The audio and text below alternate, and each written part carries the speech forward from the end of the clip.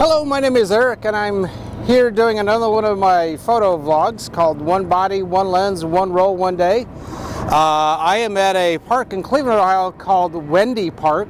It is actually on a migration path for butterflies. So if you'd like to take photos of monarch butterflies, this is one of the places that I think when they go from Canada all the way down towards Mexico, this is one of the places where they stop, and you have to do some research on when exactly that is, but this place gets flooded with butterflies.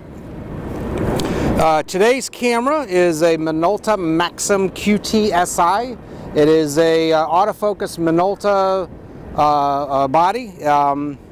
This is one of those interesting bodies that actually does not have all manual controls. This is designed for those people that had a point and shoot camera that wanted to experiment with interchangeable lenses but didn't want to learn the technicalities of shutter speeds and apertures and ISOs. But instead this has picture modes like a portrait mode, landscape, macro, action, and night. So you could get the feel of the SLR without actually doing all the manual stuff.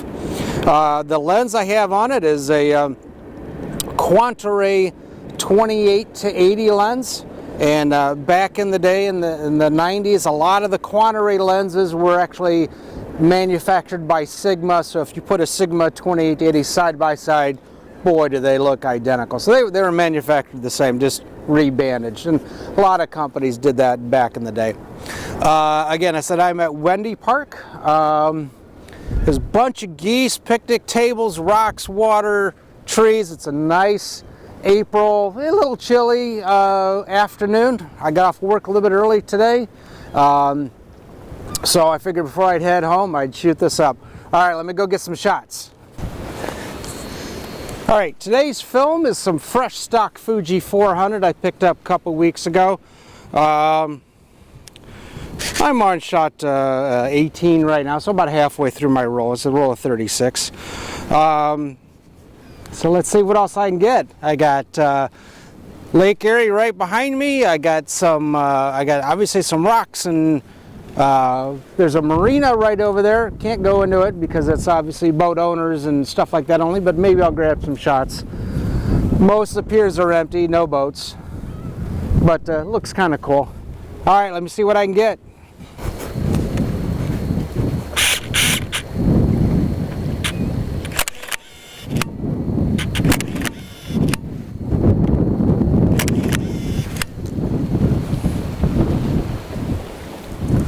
Now this is not the longest of lenses, so I try to get some birds in flight, but we'll see how they turn out. I may not get too much, but I did get some shots of the geese over there on the grass.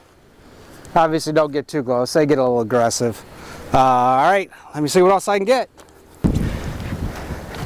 All right, I got a couple last shots, like 3 or 4 shots left. I'm gonna get some of these rocks. There's some ducks in the water. Maybe I can try to get them.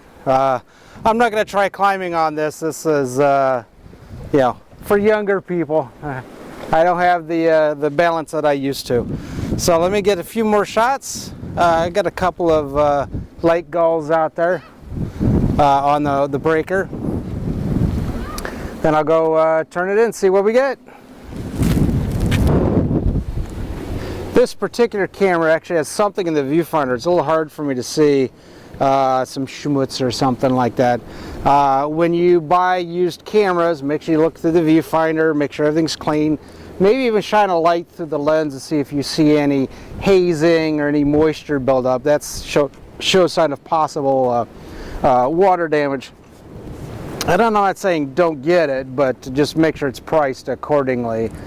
Something that you may have to tear apart and clean up. Certain lenses are easy to tear apart, certain lenses are not.